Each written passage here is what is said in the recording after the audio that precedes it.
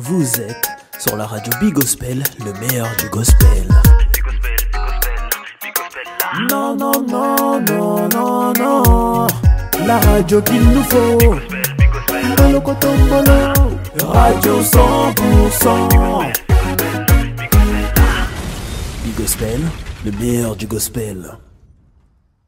J'ai dit que tu es tout le temps en mission, et alors que tu es de retour parmi nous en ce moment, est-ce que tu peux brièvement nous parler de tes activités? Bah ouais, par la grâce de Dieu, je suis là pour évangéliser, témoigner de l'amour de Jésus. Je suis là par la grâce de Dieu pour apporter de l'amour dans la vie des gens, dans les nations, dans les cœurs. Amen. Et voilà, pour faire simple. Amen.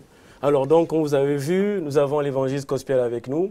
Il est souvent en mission, il est sur le terrain pour gagner des âmes. Alors, nous voulons d'abord nous excuser du retard qu'on a pris pour cette émission. Ça c'est dû à des alléluia du direct, des aléas techniques. Comme c'est la première émission, nous avons voulu faire les choses en grand. Ça demandait un déploiement de moyens assez conséquent pour vous mettre à l'aise. Alors, vous pouvez partager cette émission, partager sur vos réseaux sociaux. Allez-y sur le Facebook, écrivez, partagez les liens.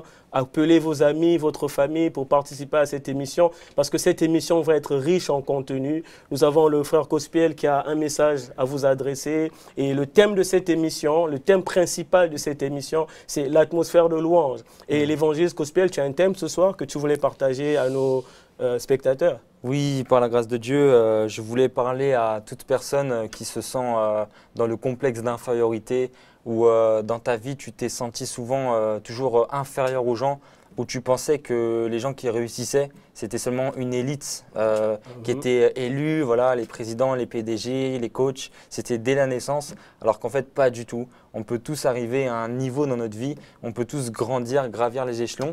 Alors, j'aimerais partir sur un premier verset biblique qui se trouve dans Deutéronome 28, 13. La Bible nous dira « L'Éternel fera de toi la tête et non la queue. Tu seras toujours en haut et tu ne seras jamais en bas.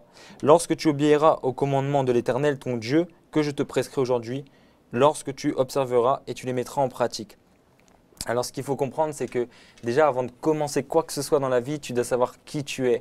Parce que si tu ne sais pas qui tu es, c'est les gens qui vont te définir. C'est les gens qui vont te dire que voilà, tu es belle, tu es moche, tu es gros, tu es petit, tu es mince. Et c'est les gens en fait qui vont te donner des étiquettes et tu ne vas jamais pouvoir avancer si tu ne sais pas déjà ce que Dieu dit de toi. Et c'est le regard de Dieu qui est le plus important. C'est le regard de Dieu qui nous parle. Moi, ça ne m'intéresse plus de savoir la vie des gens. Je veux mourir à cette approbation des hommes, à me dire après que tu aies partagé un message, est-ce que ça s'est bien passé ou pas? Non. Moi, je ne veux plus avoir la vie des hommes, je veux la vie de mon Créateur.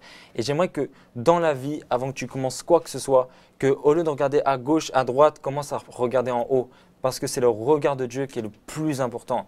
Alors, la Bible nous dit « Je ferai de toi la tête et non la queue ». Ce qui veut dire que dans la vie, tu n'as pas à subir la vie, c'est la vie qui doit te subir. C'est toi en fait cette grande création et la Bible dit que tu as reçu l'autorité sur la création, tu domines sur la création. Ce qui fait que l'argent, le travail, le ministère, toutes ces choses te sont données. C'est-à-dire que tu domines sur ces choses. La Bible dira même l'esprit du prophète est soumis au prophète. Ce qui fait que tu n'as pas à subir les conséquences, les épreuves, les obstacles. C'est eux qui doivent te subir. Je répète ça vraiment à quelqu'un qui n'est pas sûr d'elle, quelqu'un qui se sent timide. Très souvent, la timidité, c'est dû au regard des autres, de ce qu'on t'a dit, tout ça. Et je t'invite aujourd'hui à faire une pause et juste te dire, mais en fait, peut-être que mes collègues, mes parents ont dit ça de moi, mais qu'est-ce que Dieu dit de moi? Quelle est l'étiquette que Dieu me donne? Et j'ai fait cette prière en janvier 2018 où j'ai dit, Seigneur, j'aimerais que tu me dises comment toi tu me vois. Et bizarrement, il ne m'a pas vu comme les hommes me voyaient, il m'a vu avec un regard de fierté. Là où je pensais qu'il était loin de moi, en fait, il était proche de moi. La Bible dit dans Jean 3, 17 que Dieu n'a pas envoyé son Fils pour juger et condamner le monde, mais pour qu'il soit sauvé par lui. Et cette parole, elle m'a affranchi, elle m'a fait du bien. Parce que lorsque tu tombes dans certains péchés, lorsque tu te dévalorises, en fait, tu te rends compte que tu as juste besoin de Jésus. Amen. Et il est celui qui rachète, il est celui qui relève. Et si vraiment tu es une femme ou un homme qui n'est pas sûr d'elle, je t'encourage juste à en parler à Dieu. La Bible dit, faites connaître vos besoins par des prières, des supplications, des actions de grâce. Et c'est alors que Dieu gardera vos pensées. Parce que tu ne peux pas avoir les pensées de Christ si tu ne l'as pas invité dans tes pensées. Dieu, c'est un gentleman. Il ne va pas rentrer ici dans une maison si on ne l'a pas invité. Amen. Il frappe à la porte. Dans Apocalypse 3:20, je crois. Oui, Apocalypse 3:20. Il dit, voici, je frappe à la porte. Oui. Merci, Marc. Et il dit, je frappe à la porte. Si quelqu'un me laisse entrer, je viendrai souper avec lui. Amen. Souper, c'est se réconcilier, c'est un repas de réconciliation. Dieu, il veut se réconcilier avec la bonne mentalité. Il veut te donner cette mentalité que tu devrais toujours avoir, cette estime de toi, de soi. Il aimerait te la donner. Et pour ça, il faut que tu puisses l'inviter. Donc, il frappe à la porte de ton cœur. Amen. Et il dit, mais tu peux m'ouvrir. Si tu ne te sens pas bien, si tu n'es pas sûr de toi, c'est que je ne suis pas là. Parce que si j'étais là, tout serait transformé. Alors, il faut savoir faire cette prière et dire, Seigneur Jésus, pendant toutes ces années, pendant tout ce temps, j'ai bâti sans toi. Et là, j'aimerais vraiment que tu puisses maintenant bâtir à ma place. Parce que si tu bâtis toi-même, tu vas vraiment jamais réussir dans la vie. Il faut laisser Christ bâtir à ta place. C'est Christ qui fait des choses solides. C'est Christ qui fait des choses qui durent.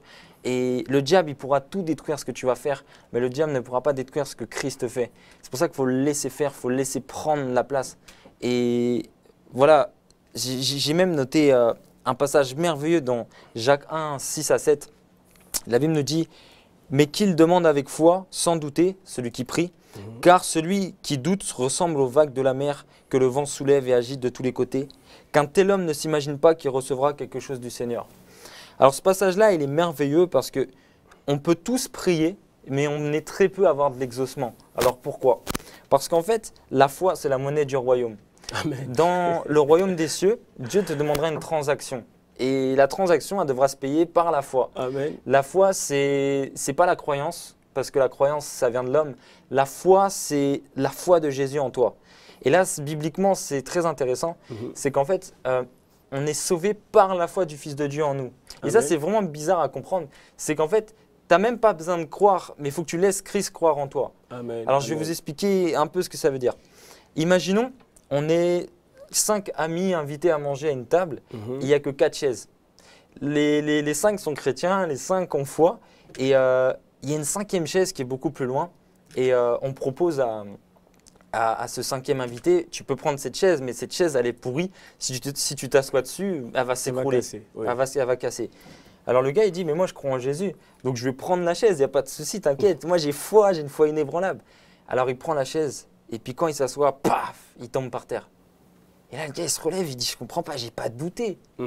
Et là, son collègue, il lui dit, bah t'as pas douté, mais l'objet de ta foi était pourri. Et en fait, c'est la chaise qui est pourrie. La chaise est pourrie. Oui. Et si la foi, c'est ta croyance, ça marchera jamais. C'est-à-dire que quand tu pries, si tu te dis, ah, est-ce que j'ai l'onction nécessaire? Est-ce que je suis vraiment appelé? Est-ce que si tu te focalises sur toi-même, ça fera comme cette chaise, tu vas t'écrouler à chaque fois.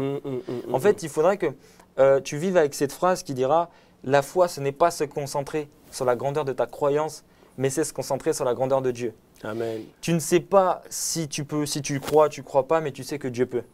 Et ça suffit.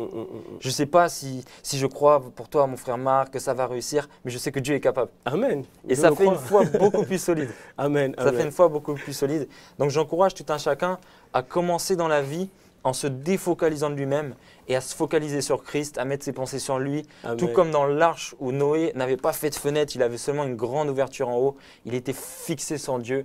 Et je t'encourage à te défocaliser de toi-même et directement ton estime va augmenter parce que Christ, c'est la solution et vraiment c'est ça que je voulais dire, c'est focalise-toi sur lui parce qu'il va te guérir de toute ton estime que tu n'as plus, il va te guérir de tout ce qui n'allait pas. Vraiment, il est merveilleux et tout simplement, voilà, fais-lui connaître ce que tu ressens et il se proposera d'être une solution pour toi. Amen, amen, très intéressant. J'ai bien aimé quand tu as dit que la foi, c'est se concentrer sur les merveilles de Dieu. Alors, est-ce que tu peux donner en quelques mots, quelques astuces, quelques tips à une personne qui se sent aujourd'hui, qui a ce complexe d'infériorité? Qu'est-ce qu'il pourrait faire comme action, comme prière ou pour pouvoir justement relever son estime? C'est vrai que tu as donné un message très profond qui amène la personne à comprendre qu'en se focalisant en Dieu, il aura son estime qui va augmenter. Mais dans la vie de tous les jours, de manière concrète, pratique, comment faire en fait pour remonter son estime? Quelqu'un a dit, vaut mieux un cœur sans mots Mhm. que des mots sans cœur. Amen. Amen. Je pense Amen. que Dieu ne regarde pas la multitude de paroles, Mhm. comme il dira Matthieu 6. Lorsque vous priez, ne multipliez pas de vaines paroles. Je pense qu'il vaut mieux quelqu'un qui dise « Jésus, je ne sais pas te prier, je ne sais pas te parler, mais voici mon problème. Je ne sais pas de quelle manière tu vas agir, mais je crois que tu vas le faire. » Vaut mieux quelqu'un qui parle avec sincérité que quelqu'un qui a un protocole de prière. Une femme que j'apprécie beaucoup, Joyce Meyer, nous dira « Elle ne prie pas plus de 5 minutes, mais elle ne reste pas 5 minutes sans parler à Dieu. » Amen, amen, Amen. amen, amen. Donc je pense qu'il faut parler avec son cœur. Je pense que si tu as un papa à la maison, tu ne vas pas faire un protocole pour parler à papa. C'est vrai, c'est vrai. C'est vrai, c'est si simple que ça. En gros, du coup, comme on a une intimité créée avec Dieu, justement, tu l'as rappelé, avec l'Apocalypse chapitre 3, verset 20, qui dit « Je frappe à la porte, si quelqu'un entre, si quelqu'un m'ouvre, je rentrerai chez lui, je souperai avec lui et lui avec moi. » Donc, dans cette intimité, dans ce face-à-face avec Dieu, il est possible, en fait, de pouvoir relever son estime. Exactement. Amen. Tu as vraiment des paroles d'évangéliste. Amen. Amen. Je crois vraiment que ce soir, il y a quelqu'un qui a besoin réellement de relever son estime de soi. Moi, j'aimerais vous inviter, vous qui êtes en direct sur Facebook, sur Twitter, sur Instagram, à interagir, à poser des questions. Notre équipe de rédaction remonteront vos questions, vos commentaires par rapport à ce que l'évangéliste a dit. En fin d'émission, vous aurez la parole, on répondra à vos questions. N'hésitez pas, connectez-vous, partagez, interagissez, posez des questions, donnez des conseils, donnez des commentaires. On se fera un plaisir de vous les transmettre en direct sur Big Gospel Radio, la radio du Gospel. Alors, ton message est très intéressant. Amen. Parce que j'ai relevé plusieurs points. En fait, le manque d'estime de soi, c'est quelque part aussi ne pas avoir compris la grandeur de Dieu dans la création de soi-même. En fait, si je suis rentré dans ton message. Alors du coup, je profite justement de cette transition pour rentrer dans le message de ce soir qui est la louange, l'atmosphère de louange. Parce que vous allez comprendre, durant cette petite exhortation concoctée par la rédaction de Big Gospel Radio, par Mark Blessing, votre serviteur, vous allez comprendre que l'estime de soi aussi, c'est une manière aussi de rabaisser la grandeur de Dieu. Alors, toi qui me suis, nous allons ce soir parler aussi de cet thème qui est très riche, qui est très important, qui est la louange. Oui, nous sommes dans une émission de la parole de Dieu et comme c'est la première de Psaume 23 sur une chaîne de Radio Gospel, il était important en fait de commencer les séries d'émissions sur un thème musical, sur un thème qui touche le cœur, le culte du croyant, la louange. Alors, j'aimerais ce soir, en parlant de ce thème de la louange, déjà vous dire que j'aimerais aborder la louange sur un aspect assez simple. Je ne vais pas rentrer dans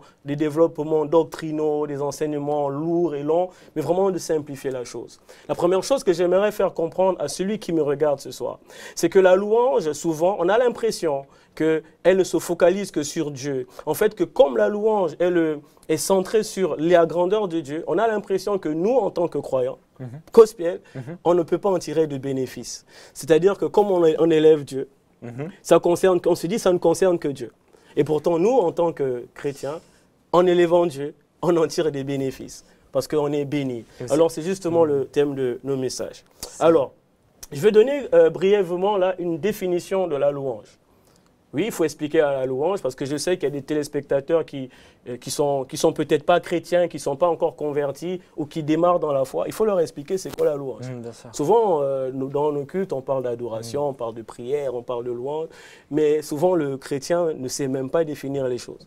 Moi, je pense avant de rentrer dans ce sujet, j'aimerais déjà apporter une petite définition de ce qu'est la louange. Amen. Alors, dans le langage courant chrétien, on dit la louange, c'est définir Dieu pour ce qu'il fait. Souvent, on le dit. De manière simple, la louange, c'est définir Dieu pour ce qu'il fait. Le dictionnaire va dire ceci, que la louange, c'est le témoignage ou une admiration qu'on a envers une divinité. En fait, la louange serait en fait manifester ou exprimer l'admiration qu'on a envers Dieu. C'est fort. Amen. En fait, pour louer Dieu, il faut déjà avoir de l'admiration envers Dieu. Amen.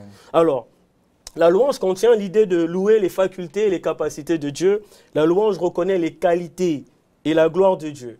La louange, en fait, exalte la toute-puissance de Dieu. En gros, on reconnaît que Dieu est capable, il a la toute-puissance pour manifester sa gloire. On peut aussi dire que la louange, c'est aussi se remémorer les bienfaits de Dieu. D'où tout à l'heure, avant l'émission, quand on échangeait, on parlait du souvenir. Du souvenir des bienfaits de Dieu. La foi se souvient des victoires du passé. Amen. Ouais. J'ai bien aimé cette citation Amen. du frère Cospiel. La foi se souvient des victoires du passé. En fait, la louange aussi, justement, a cette dimension de mémoire, de témoignage des bienfaits de Dieu et de sa fidélité. En gros, si on parle de la louange, on dira simplement que la louange relate les capacités de Dieu à pouvoir accomplir quelque chose dans notre vie. Il y a des cantiques comme ça. J'aime un cantique, Pierre, j'aime un cantique. Il est simple, c'est un cantique populaire qui dit « Il guérit les maladies, ressuscite les morts. Il est puissant pour sauver, il ne change pas. » Et après on dit « Dieu va faire. » En gros, comme on se souvient des capacités de Dieu à accomplir des miracles, alors on est confiant que Dieu va faire. C'est une définition succincte de la louange. La louange du début, dans toute la Bible, dans toutes les Écritures, vous allez voir Moïse qui a loué Dieu. Vous allez voir un grand musicien qui a été David. Tous les psaumes de David exaltent la grandeur de Dieu. J'aimerais ici déjà donner quelques aspects de la louange. La louange, en mode général, dans notre conscience, en fait, nous parle de musique. Mais j'aimerais dire ici que la louange n'est pas seulement musicale, parce que si ce n'était que de la musique, ce serait juste des notes de musique, ce serait juste des paroles. Mais je pense que Dieu n'a pas juste besoin de musique ni de paroles. Pourquoi? Parce qu'au ciel, il y a déjà de la musique. Il y a des anges nuit et jour. Ils louent Dieu, ils élèvent Dieu. Alors, qu'est-ce qui ferait que notre louange puisse toucher le cœur de Dieu, d'après toi? Donner un témoignage. Donner un témoignage. Publier un témoignage. C'est merveilleux. C'est merveilleux. En gros, si tu publies un témoignage, c'est quelque chose que tu puisses dans ton cœur. C'est ça. Donc l'essence même de la louange serait d'exprimer sa foi. Amen. La louange, en fait, c'est exprimer sa foi.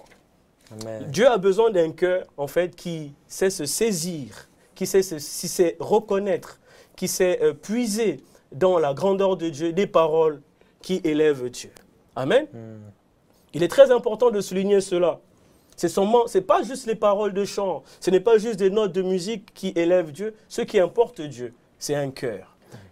Ésaïe 29, verset 13 va dire « Mon peuple m'honore des lèvres, mais leur cœur est éloigné de moi. » Donc en fait, ce que Dieu veut, c'est un cœur qui est proche de lui. Ouais, c'est vrai. Donc ce n'est pas juste des paroles. Alors j'aimerais inviter quelqu'un ce soir à comprendre cela.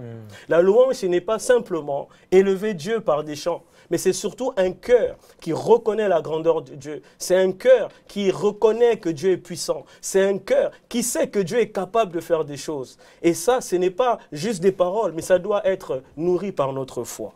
Ce qui intéresse Dieu, c'est cette foi sincère que le croyant a en lui.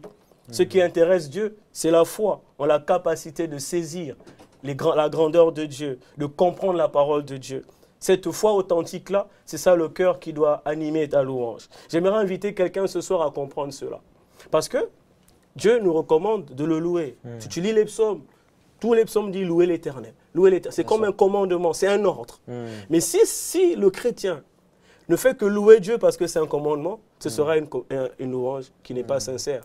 Ce sera juste des automatismes, un robot. Ce que Dieu veut, en fait, c'est que la louange soit sincère. Hébreux 11, verset 3 va dire « C'est par la foi que nous reconnaissons que Dieu a formé le monde par la parole de Dieu. En sorte que ce qu'on voit n'a pas été fait de choses visibles, mais de choses invisibles. En fait, la foi nous permet de comprendre que tout ce qui est autour de nous, tout ce qui fait le monde a été créé par Dieu. Donc ça nous permet de comprendre que Dieu est tellement grand qu'il a créé toutes choses. Ça, c'est déjà de la louange qu'on communique envers Dieu. Romains 1,20 va dire, c'est un de mes versets préférés, « En effet, les perfections invisibles de Dieu, sa puissance éternelle et sa divinité se voient comme à l'œil quand on le considère dans ses ouvrages. » En fait, le fait de considérer l'ouvrage de Dieu, on ne peut qu'être émerveillé. Je vais faire un témoignage personnel.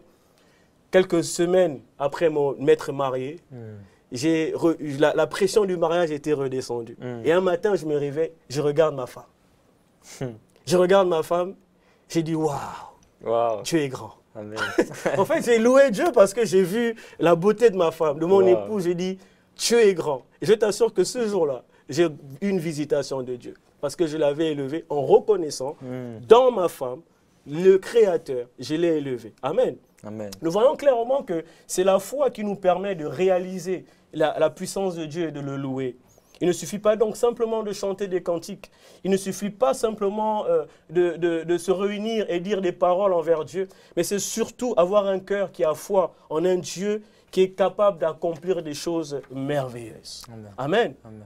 Amen. Amen. Il y a des bonnes choses dans la louange. Wow. Il y a des bonnes choses dans la louange. J'aimerais que, en quelques minutes, je vais donner quelques clés, quelques secrets, quelques mystères qui se cachent derrière la louange. En fait, bien, je vais t'aider à un truc, frère. J'ai réalisé ça récemment, que louer crée l'intervention de Dieu. Souvent, on est là, on est oppressé, on a des combats, on est fatigué, on a des soucis de tous les jours. Et souvent, on a la foi qui baisse, on est fatigué, on déprime souvent. Mais une des clés qui permet justement à Dieu d'intervenir dans notre vie, c'est simplement de le louer. Alléluia. J'aimerais vous le démontrer par les Écritures. Je prends encore 5 minutes pour vous le démontrer par les Écritures. Premièrement, voici ce que la Bible dit. Le psaume 22, versets 3 ou 4, ça dépend de la version. La Bible dit ceci. « Pourtant tu es le Saint, tu sièges au milieu de la louange d'Israël. » Moi, quand je lis ce verset, j'ai dit « Waouh !» Yes. Comment le Dieu qui est saint, qui est puissant, peut habiter au milieu, au cœur de la louange? En fait, je vais dire quelque chose. En fait, louer Dieu, c'est construire un édifice, une maison où Dieu vient habiter. Amen. Est-ce que tu comprends ça, Ouais, mon frère? je vois, je vois. En fait, louer Dieu, en fait, c'est construire une maison, un édifice, je dirais, un édifice, un tabernacle où Dieu vient habiter. C'est-à-dire, en fait, que la louange permet à Dieu de descendre. Yes. Est-ce que tu comprends cela? Bien sûr. En fait, la louange attire la présence de Dieu. Yes. Mais ce n'est pas seulement une présence de Dieu, on va dire l'omniprésence où Dieu est partout, il n'y a pas d'endroit où Dieu n'est pas, mais c'est une présence manifeste de Dieu. Manifeste, bien sûr. La louange, en fait, nous rapproche de Dieu. Il dit, et pourtant tu es le saint. En fait, David est en train de se dire, mais toi qui es saint, toi qui es élevé, toi qui es qui est puissant, tout puissant, tu viens habiter au milieu de la louange de ton peuple. Wow. C'est fort ça. Ouais, Est-ce magnifique. que tu comprends ça? Magnifique. Moi, quand je l'ai réalisé, j'ai dit waouh! En fait, louer construit une maison où Dieu vient habiter. Pas seulement pour y habiter, mais pour manifester sa gloire. Nous allons voir des exemples dans la Bible qui le démontrent.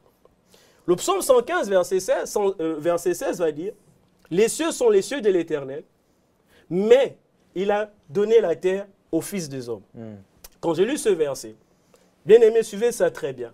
Il dit, les cieux sont les cieux de l'Éternel. Dieu habite en haut. Mais il a donné la terre aux fils des hommes. Il y a un mais dans ce verset, Pierre. Il y a un mais. Or, mais signifie quelque chose de négatif. Quand il dit les cieux sont les cieux de l'Éternel, ça dit quelque chose de grand. Mais il a donné la terre aux fils des hommes. C'est qu'il y a un problème dans cette affaire. Est-ce que tu comprends? C'est vrai, c'est vrai. En fait, voilà ce qui se passe. En fait, Dieu dit, je suis au ciel, la terre c'est aux hommes, je ne suis pour rien. J'ouvre une parenthèse. Ceci répond à la question que les athées, les gens qui ne croient pas posent toujours. Comment se fait-il que si Dieu existe, il y a des problèmes sur la terre? C'est une question Bien sûr. que beaucoup de gens, toi qui évangélises, on te l'a souvent posé cette question. Dans les métros, les gens me disent, mais je ne peux pas croire en Dieu, il y a trop de guerre. Il y a trop de guerre, et comment je vais croire en Dieu Bien sûr. alors qu'il y a trop de guerre? Bien sûr. Alors, voici la réponse à cette question. Les cieux sont les cieux de l'Éternel, mais il a donné la terre au Fils de l'homme.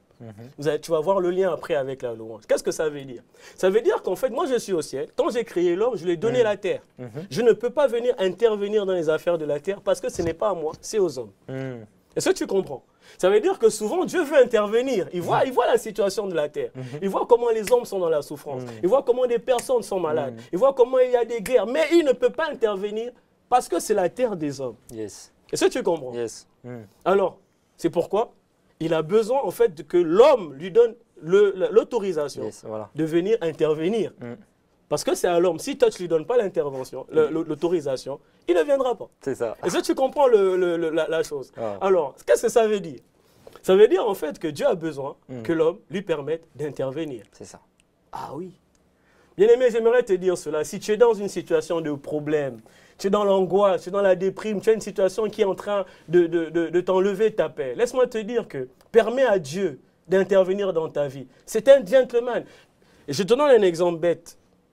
Si, ce n'est pas un exemple bête, excusez-moi, si quelqu'un commet un délit en Belgique, c'est un Français il va en Belgique, il commet un délit en Belgique. Est-ce que la police française a le droit d'aller l'arrêter en Belgique? Je crois pas, non. Il n'a pas le droit. La police française est obligée de passer par les autorités belges, demander l'autorisation.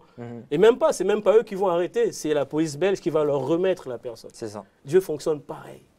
Il a besoin en fait que tu lui donnes le droit de venir intervenir dans ta vie. Et laisse-moi te dire que la louange permet justement à Dieu d'intervenir dans ta vie. Pourquoi? On a vu tout à l'heure dans le psaume 22 que Dieu siège au milieu de la louange. En fait, Dieu descend là où il y a la louange. En fait, tu as attiré Dieu dans ta vie parce que tu l'as loué. Amen. C'est très fort cela. C'est puissant. C'est très puissant ce que je suis en train de dire. En fait, c'est parce que tu loues Dieu que Dieu en fait va descendre du ciel pour venir siéger là où il est. Et laisse-moi te dire que siéger veut dire une chose très forte. Quand on fait un conseil de ministres, on est en France, Emmanuel Macron il fait un conseil de ministres, il réunit ses ministres, on dit Emmanuel Macron est en train de siéger. En fait, c'est au moment où il prend des décisions. Yes. La Bible dit Dieu siège au cœur de la louange de son peuple. Ça veut dire que c'est une occasion pour Dieu de prendre des décisions dans la vie de quelqu'un. Bien-aimé, laisse-moi t'inviter à cultiver la louange dans ta vie. Loue Dieu, élève sa grandeur. Crois aux capacités de Dieu de manifester sa puissance dans sa vie. Il sera capable de descendre dans ta maison, dans ta vie et manifester sa gloire. Simplement parce que ta foi a manifesté sa grandeur. Tu as construit une maison, un édifice où Dieu est venu siéger pour prendre des décisions, pour changer la situation que tu es en train de traverser. J'aimerais t'inviter vraiment à prier dans ton cœur et dire, Seigneur, donne-moi ce cœur d'une personne qui loue Dieu, qui l'élève, afin de faire descendre la grandeur de Dieu dans ma vie. J'en ai besoin. J'en ai besoin. C'est très fort ce que je dis. 2 versets. Le psaume 22, versets 2, 3 et 4. Le psaume 115, verset 16, cela donne une clé de la manifestation de Dieu dans la vie de quelqu'un. Il y a une atmosphère qui se crée, en fait, quand on se met à louer Dieu. Je disais bien cela. L'édifice que tu construis quand tu loues Dieu crée une atmosphère où Dieu vient se mouver. Il vient se mouvoir. Il vient manifester sa gloire afin que là où il y avait une maladie, la maladie peut partir. Là où il y avait un problème, le problème peut changer. Là où il y avait une situation qui te dérangeait, l'intervention de Dieu peut se faire. Simplement parce que tu as compris la clé, le mystère qui se cache derrière la louange. Ce que je dis est biblique. Je peux le démontrer par des faits bibliques. Paul et Silas se retrouvent en prison. Ils ont été arrêtés à cause de l'évangile, comme notre frère le fait régulièrement dans ses voyages. Paul était dans son ministère. Il est rentré dans une ville, il a prêché. Et malheureusement, il se retrouve en prison avec Silas. La Bible nous dit, c'est dans Actes chapitre 16. La Bible nous dit, il s'est mis à chanter des cantiques avec Silas. Ils étaient en prison, ils se sont mis à chanter des cantiques. Et la Bible nous dit, pendant qu'ils étaient en train de chanter des cantiques, pendant qu'ils étaient en train de louer Dieu, il y a eu un tremblement de terre qui a ébranlé les fondations de la prison et leurs chaînes ont cédé. Un mystère dans la louange. Bien-aimé, cultive la louange et tu seras béni. Bien-aimé, cultive la louange et tu seras comme Silas et Paul dans une prison où la louange s'est manifestée. Les anges de Dieu sont descendus, ils ont ébranlé la prison et ils ont retrouvé leur liberté. La clé de la louange. J'ai encore un autre exemple. La Bible nous dit le mur de Jéricho. Vous connaissez cette histoire dans Josué chapitre 6. La muraille de Jéricho. Dieu va dire, voilà comment vous allez faire pour faire tomber cette muraille qui semblait pour l'homme inébranlable. Il se disait, mais comment on va faire pour entrer dans Jéricho? Comment on va faire pour avoir notre victoire sur Jéricho? Dieu va dire, c'est simple. Faites le tour de Jéricho. Mais n'oubliez pas de faire une chose. Mettez les musiciens, les chantres, les joueurs de musique à l'avant du cortège. Sonner des trompettes. Sonner des trompettes. C'était une manière d'élever Dieu. Et au bout de 7 jours, les 6 premiers jours, ils ont fait un tour. Le 7e jour, ils ont fait 7 tours. Et par miracle, la muraille s'est effondrée. Simplement parce qu'ils ont obéi à un commandement de Dieu. placer la louange en tête de cortège. Yes. Ah, je vous dis, bien-aimé, il y a un mystère, il y a un mystère, il y a une réalité qui est cachée derrière la louange de Dieu. Dieu se manifeste au travers de la louange. Bien-aimé, j'aimerais inviter quelqu'un ce soir à prier là où il est, à se dire, oh là là, j'ai une situation qui me dérange. J'aimerais inviter à quelqu'un à créer une atmosphère de louange, à manifester sa foi dans sa vie et dire, Seigneur, je reconnais que tu es grand, je reconnais que tu es puissant, je reconnais que tu es le Dieu au-dessus de tout, tu es capable de changer les circonstances de ma vie. Laisse-moi te dire que quand tu le feras, un édifice, une atmosphère glorieuse va se manifester là où tu es. Que ce soit dans ta maison, dans ta famille et le problème qui te dérange. Laisse-moi te dire que Dieu est capable d'intervenir simplement parce que tu as mis ta confiance en lui. Ah oui, bien-aimé, c'est ça. Wow. Dieu est grand. Alors Pierre, Dieu est merveilleux. Ça m'inspire parce que beaucoup de chrétiens pensent que lorsqu'ils louent Dieu, ils n'ont pas prié. Parce qu'ils se disent, bah, j'ai pas dit ce que je ressentais à Dieu, j'ai pas prié, j'ai pas donné de requête. Mais en fait, ce qu'ils ne comprennent pas, c'est que lorsque tu loues Dieu, tu obtiens aussi la nature de Dieu. Amen. Parce que plus tu sèmes ta présence dans la présence de Dieu, plus Dieu sème sa présence dans la tienne. Amen. En gros, la louange est une invitation de Dieu dans ta vie. Bien sûr. En fait, c'est ça. Moi, j'aimerais conclure sur ce thème, sur cela. Bien-aimé, quand tu loues Dieu, tu crées la manifestation, Yes. tu crées une autoroute grande comme ça pour que Dieu vienne se manifester dans ta vie. Amen. Alléluia.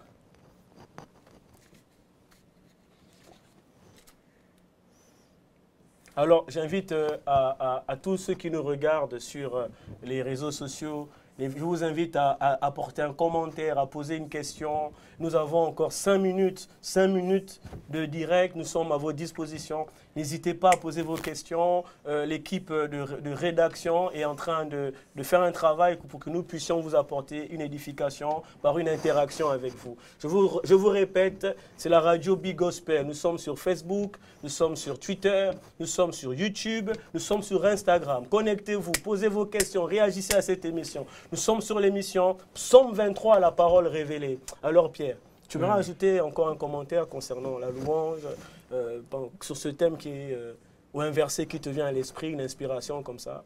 L'inspiration qui me vient, c'est tout simplement un témoignage. J'ai souvent ressenti en moi de la noirceur, une vie difficile où les gens te méprisent, les gens te font du mal, les gens ne croient pas en toi, la famille, c'est pas trop ça. Et j'ai souvent en fait proclamé l'inverse de ce que je ressens. Et la Bible nous dit dans Josué 1 que tout simplement Josué, fortifie-toi. Et j'imagine bien Josué se dire mais comment veux-tu que je me fortifie? Mais il lui dira juste après que ce livre de loi, la Bible, ne s'éloigne point de ta bouche. Et en fait, lorsque tu vas proclamer la parole de Dieu, c'est là que tu vas te fortifier. Admettons que tu dis, voilà, ta vie est difficile, tu n'as pas de travail, tout ça, mais tu dis, je suis dans la joie, je bénis Dieu, je lui rends grâce. Ça fait un contre-courant et ça va en fait rééduquer ton âme, irradier ton âme de bonnes paroles. Et tu vas être une personne en fait complètement restaurée. Et j'encourage tout un chacun à écrire ce qu'il ressent. Écris par exemple 5 phrases. Par exemple, je pardonne pas à mon père, je souffre de mon ex, j'en ai marre de ma situation familiale. T'écris ce que tu ressens et tu proclames des antonymes, l'inverse de ce que tu as écrit et tu pourras assurément, grâce à Dieu, vivre ta restauration. Amen, amen. Alors, j'ai une question qui a été posée en direct. Alors, que pensez-vous du rap chrétien? Qu'est-ce que tu en penses? Eh bien, que pensez-vous d'être chrétien? Être chrétien, c'est être le goût. Être chrétien, c'est être le sel. Je pense que le rap chrétien doit être pris avec des pincettes, effectivement, parce qu'il y a différents esprits qui peuvent animer la musique, que ce soit du rap ou du Hillsong ou du Bethel. Mais il faut voir l'esprit qu'il y a derrière. Si c'est un esprit de glorifier Jésus, alors je crois que c'est un bel instrument et j'aime beaucoup parce qu'il ne faut pas limiter Dieu. Dieu, il peut utiliser qui il veut, quoi il veut. Et si personne ne veut faire de rap, si personne ne veut prêcher, il va susciter des pierres. Amen, amen, amen. Moi j'aime ce verset, le psaume 150, qui va dire que louez l'Éternel dans son sanctuaire, louez-le avec les instruments à cordes, louez-le avec les cymbales, louez-le avec toutes sortes d'instruments. En fait, j'aimerais dire ici à quelqu'un que C'est vrai, il y a différents esprits qui peuvent se manifester au travers de la musique et on n'oublie jamais que Satan est d'abord un musicien. La première identité du diable, c'est la musique. Yes. Sa première fonction, c'est la musique. La chose qu'il sait faire le mieux, c'est faire de la musique. La Bible nous l'enseigne. Et par contre, j'aimerais dire à quelqu'un que la louange qu'on vient d'écouter, ces paroles qui nous enseignent sur la louange, elle nous dit de ne pas limiter Dieu dans sa capacité d'action. Dieu est grand.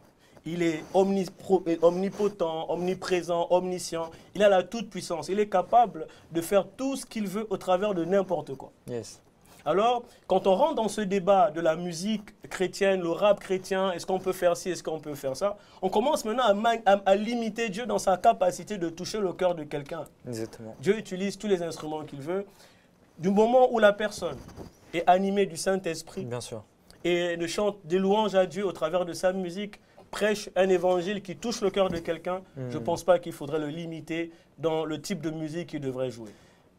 Je pense que pour être un bon leader, un leader musical, un leader dans quoi que tu fasseras, que tu vas faire, pardon, c'est que déjà toi-même tu sois guidé par le Saint-Esprit. C'est-à-dire que pour guider, il faut être guidé. Amen, amen, amen. Si toi-même tu n'es pas guidé, tu ne peux pas guider. Amen. Donc voilà, c'est ça. Il faut être conduit par le Saint-Esprit. Pour être un bon père, il faut être un bon fils.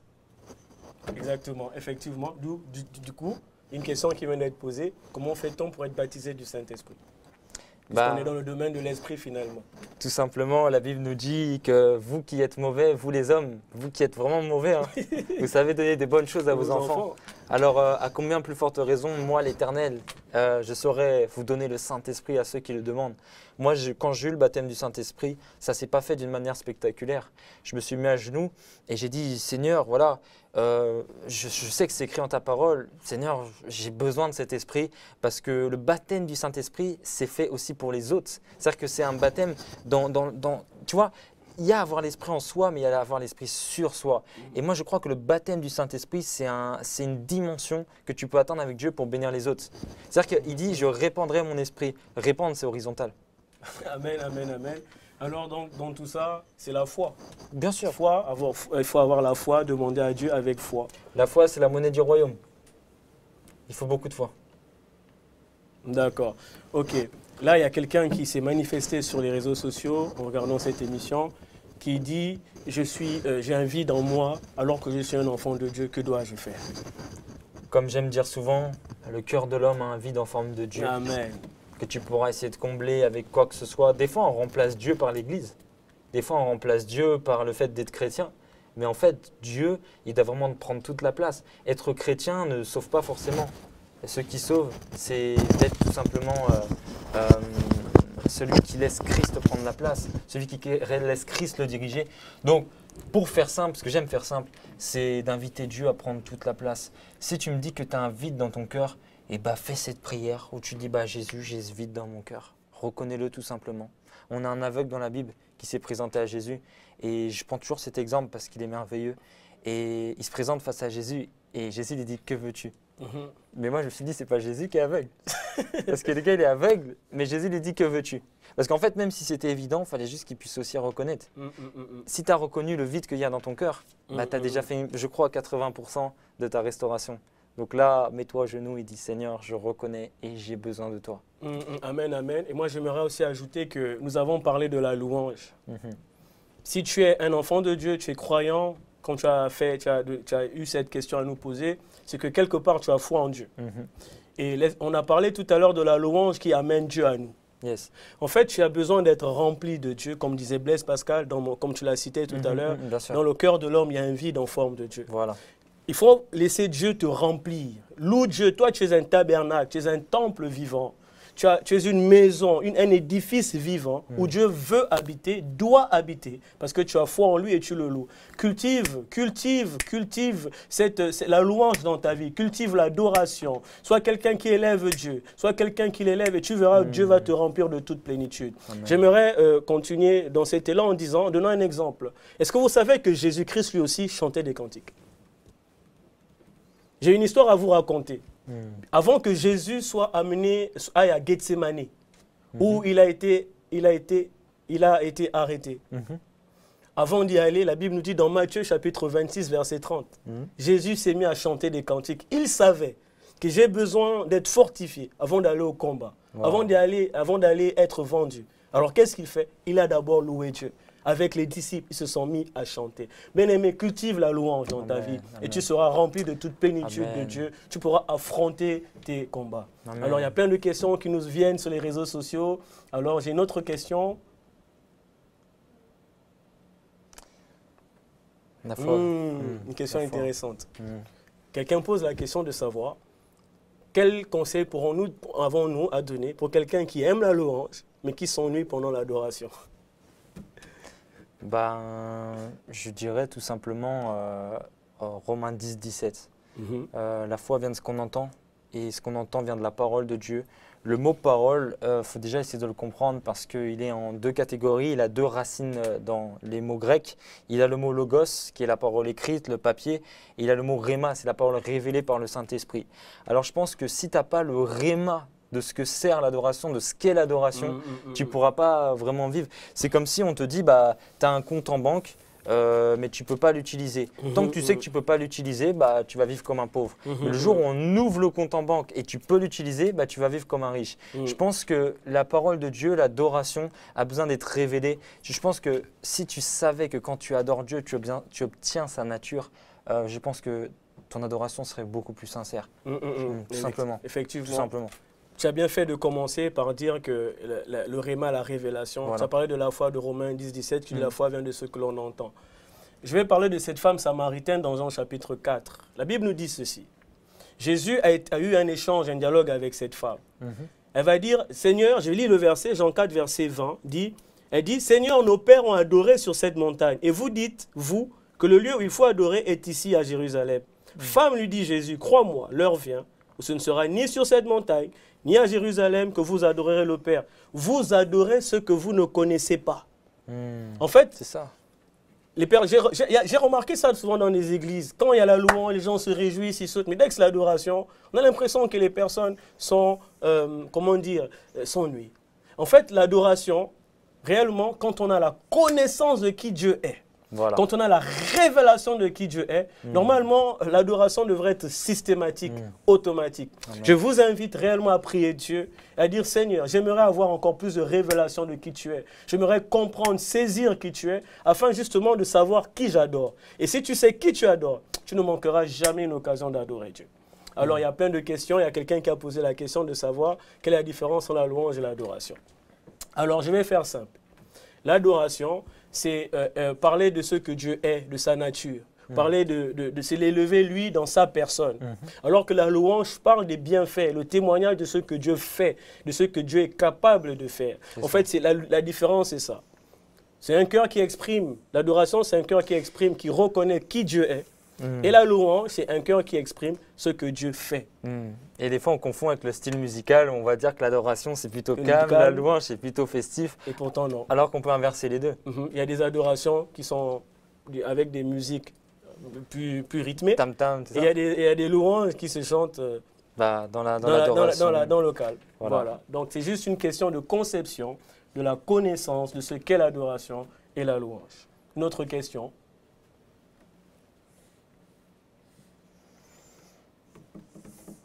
Avez-vous connaissance de votre appel? Une connaissance de votre appel. Bon, déjà, ici, on a un évangéliste. Est-ce que la personne demande, connaissez-vous Oui, mais je pense que la personne elle a aussi besoin de connaître son appel. Et la Bible nous dit dans 2 Corinthiens 5, verset 18, vous avez été réconciliés avec Dieu et c'est pourquoi il vous a donné le ministère de la réconciliation. Que tu sois prophète, apôtre, docteur ou quoi que ce soit, tu seras amené à réconcilier l'homme avec Dieu. C'est-à-dire amener quelqu'un avec une relation, et pas une religion, une relation avec Dieu. On est tous appelés à ça, avec tes dons et tes talents. Alors, il y a quelqu'un qui dit aider une personne comme moi, qui suis chrétien et qui a vraiment besoin de Dieu dans sa vie. Je crois que c'est quelqu'un qui a besoin d'une intervention dans sa vie.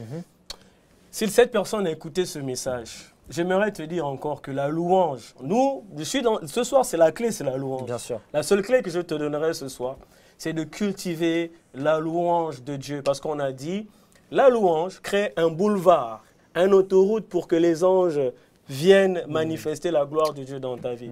La louange permet à Dieu de descendre dans ta vie et se manifester. Bien-aimé, cultive cela, c'est une clé. Ce soir, le thème, c'est la louange. C'est une clé que Dieu te donne pour manifester la gloire de Dieu dans ta vie. Certainement, si ton cœur est sincère et comprend et témoigne les capacités, la fidélité de Dieu, tu verras comment Dieu va agir dans ta vie. Bien-aimé, prie. Demande à Dieu de te donner la révélation de qui il est, de ce qu'il est capable de faire. Et souviens-toi de ce que Dieu a déjà fait jusqu'à présent dans ta vie. Et tu sauras dire à Dieu, oui, je sais que tu vas faire et Dieu fera. Voilà ce que je peux te dire. Amen. Alléluia. Alors, il y a quelqu'un qui a besoin d'un verset biblique. Quelqu'un qui est dans la dépression, qui a besoin d'un encouragement avec un verset biblique. Moi, j'en ai un qui peut, je vais juste le citer. Philippiens 4, verset 13, nous dit « J'appuie tout par celui qui me fortifie ». Tu sais, je pense qu'il y a trop de toi et pas assez de Jésus. Je pense que moi, si je peux être heureux, bah, c'est pas par Jésus qui me fortifie. En fait, je pense que si tu es trop présent, tu donnes trop d'essence en fait à la dépression. Donc, retire-toi, laisse Christ prendre plus de place. Et sur la base de Philippiens, voilà, 4.13, laisse Christ en fait te fortifier, prendre plus de place. Tu peux tout par lui. C'est-à-dire que au bout d'un moment, il faut lui passer le relais. Tu vois, comme au sport, tu cours, on passe le relais, tac.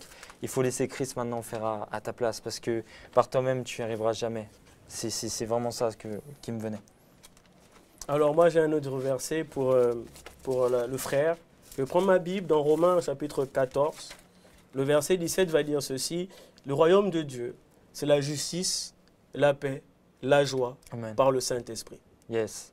Je reprends le verset, Romains 14, 17 dit, le royaume de Dieu, c'est la justice, la paix, la joie par le Saint-Esprit. Bien-aimé, si tu es dans la dépression, tu te sens découragé, tu es dans une dépression.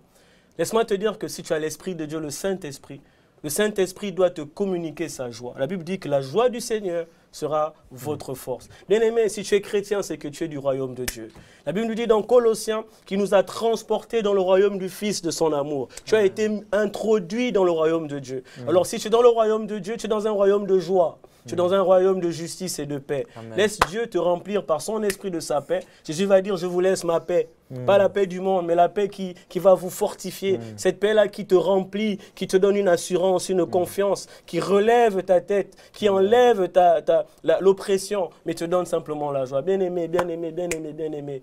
Prie Dieu, sois rempli du Saint-Esprit. Je prie que le Saint-Esprit te remplisse de toute plénitude, afin que tu débordes de paix et de joie. Réjouis-toi dans le Seigneur. Réjouis-toi dans le Seigneur. Et Dieu fera quelque chose de particulier. Il accomplira un miracle dans ta vie. Tu auras la paix. Prie Dieu, prie Dieu, prie Dieu. Je ne peux que te le dire. Prie Dieu et Dieu te remplira. Amen. Voilà, nous avons échangé avec des interactions. Nous sommes pratiquement à la fin de notre émission. Nous ne prendrons plus de questions. J'aimerais vous inviter à vous connecter sur Big Gospel, télécharger l'application. C'est une radio. Yes. C'est une radio musicale, c'est la louange, c'est l'adoration, c'est le gospel, c'est Big Gospel Radio, la radio qui vous communique la joie, qui ambiance vos voitures quand vous allez au travail et qui vous accompagne quand vous étudiez, quand vous êtes chez vous en famille. Mettez Big Gospel Radio, il y a toutes sortes de musiques qui vont vous édifier. Alors, Pierre, est-ce que tu as un mot à dire à nos téléspectateurs? Un mot vis-à-vis de Big Gospel. Alors, lorsque tu vas prendre la route, tu démarres Big Gospel, tu fais la touche Home et puis tu démarres Waze. Et en fait, ça va te permettre de faire 5 heures de route, toujours en baignant. Il y aura des temps de parole. Certes, il y aura des temps de louange, d'adoration et de parole. Enfin, qu'est-ce que tu veux de mieux? Il n'y a rien de mieux. Moi, je demande que ça. C'est ce qui nous manquait. C'est ça, c'est ça. Alors, nous sommes à l'émission Psaume 23. Le présentateur, c'est Marc Blessing, que je suis, votre serviteur. Alors, tous les mercredis, vous aurez cette émission qui est de 19h à 20h. J'aimerais donc, pour l'occasion, déjà nous excuser pour le retard que nous avons eu ce soir.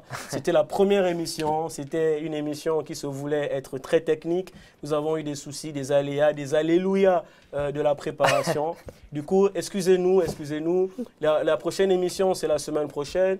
Alors, Big Gospel est en train de s'enrichir. Il y aura d'autres émissions qui vont arriver. Une émission de nouveautés, de gospel, une émission de témoignages. Alors, vous allez, l'émission, la radio est en train de s'enrichir. simplement pour vous, c'est pour votre édification. Yes. Tout ce qui est fait, c'est pour vous bénir. Alors, merci d'avoir participé à cette émission. Merci d'avoir regardé, d'avoir contribué de votre présence, car ça nous édifie aussi, nous, de vous savoir être nombreux à regarder cette émission. J'aimerais prier avant de clôturer. Seigneur, je prie en ton nom, Seigneur, pour toute personne qui est dans un besoin, qui a besoin de voir ton intervention. Nous avons appris ce soir, Seigneur Père, que nous avons besoin de gagner en estime dans notre identité. Alléluia. Et cette estime aussi se manifeste dans notre manière de te louer, de t'élever. C'est pourquoi, Père, je prie que ces mystères qui sont cachés derrière la louange puissent se manifester et activer, Seigneur, ton intervention dans la vie de quelqu'un. S'il y a quelqu'un qui est malade, quelqu'un qui a besoin d'un encouragement, quelqu'un qui cherche du travail, quelqu'un qui a besoin d'un miracle dans sa vie. Seigneur, que tu sèmes dans son cœur cette pensée de te louer et de te lever, de reconnaître les capacités puissantes que tu as pour changer les circonstances de la vie de cette personne. Seigneur, interviens dans sa vie, Seigneur. Je prie en ton nom, au nom puissant de Jésus-Christ. Amen. Alléluia. Merci de nous avoir regardés. C'est Big Gospel. Nous disons à très bientôt, à la semaine prochaine. Ciao, que Dieu vous bénisse. Soyez bénis. Amen. Merci mon frère.